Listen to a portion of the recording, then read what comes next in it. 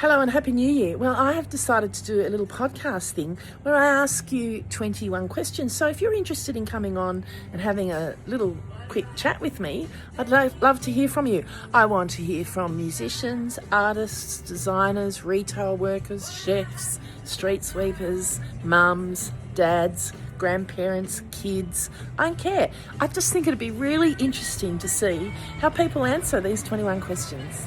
The first question is, what's your full name and does it have any special meaning? It's Dominique, Maria, Maurice. Dominique was a name in the book The Fountainhead that my dad read in the late 50s, and it stuck with him, and so he gave it to me. Maria is a family name. Again, on Dad's side of the family, the Danish side, it goes back actually quite a few generations, and lots of my cousins and aunties have it in their name as well. And Maurice, well, that's my married surname, which I kept after the divorce because it belongs to all my grandkids as well, so I kept that. Number 2, where did you grow up and what was it like? I grew up in Mossman in Sydney. Now, my parents were by no means well off. They worked really, really hard, but we were very, very lucky. Growing up in the 70s in Mossman is something that you see in movies. We were lucky and privileged. 3, how would you describe yourself in 3 words? Crazy, creative, and different. Number 4, what's one thing most people don't know about you? Well, most people assume that I'm like 100% extrovert. I'm not. There's a big part of me that's quite introverted. I need time to myself. I like to paint and write songs. It's a very soul pursuit, and I actually like going on holidays on my own, so I don't have to talk to anybody. I don't have to consider anyone else's needs. That might be a bit selfish, but I find that very, very replenishing. So I can come back home and do what I do and be busy. Number 5, what inspired you to start being a musician? I don't know that I was inspired. I started playing guitar when I was about 7 or 8 years old. I have played guitar my whole life, really. Started performing at about 16, had a bit of a break while I had kids. Anyway, I just love being a musician. I love it, love everything about it. 7, what's a typical day in your life like? There's no such thing. There's absolutely no such thing. Sometimes I have to come to work in the shop a couple of days a week. Other times I paint. Other times I visit with friends. Other times I just like to stay home and do nothing. And then, of course, there's gigs. So there's no typical day. What's your favourite childhood memory? Oh, I miss my dad so much. I have this really clear memory of the whole family, and I'm the oldest of 4, walking to a restaurant for dinner. Now, we didn't eat out very often because we just didn't have the money, and we didn't have a car big enough for 4 kids. So we used to walk to this Chinese restaurant on Military Road. And I just remember walking with Mum and Dad and all of us holding hands. And anyway, it's very idealistic these days, isn't it? What's one goal you're currently working towards? Well, I am writing a one-woman show. I've just about finished with the writing, but now I actually have to get my act together to put it on later on in 2026 or maybe 27. We'll see.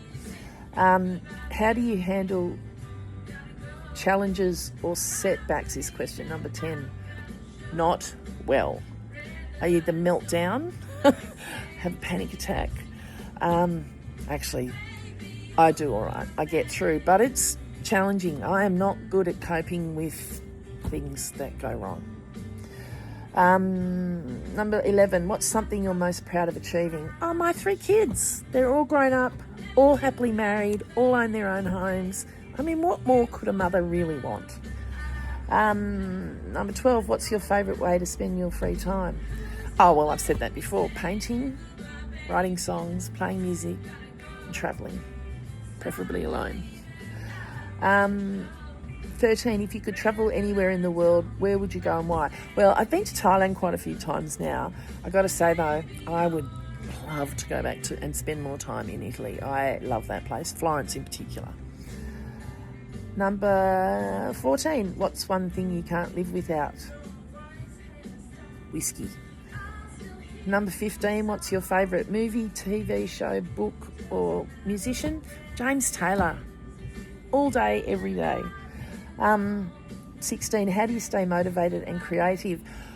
I don't really know.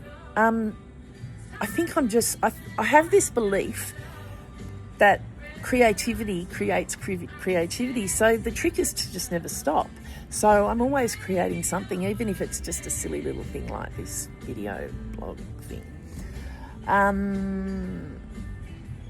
I've run out of... number 17, what's a skill or hobby you'd love to learn? Well, I can play a little bit of keyboard, but I would really love to be able to play that a lot better. I would also like to be able to play solos on my guitar rather than just always rhythm. Anyway, that's pie in the sky at this point. Who or what makes you laugh the most? Oh, my friends. You know who you are. I have some really, really funny friends. 19, what's one piece of advice you'd give to your younger self? It's all going to be okay. It's all going to be okay. Number 20, how do you define success?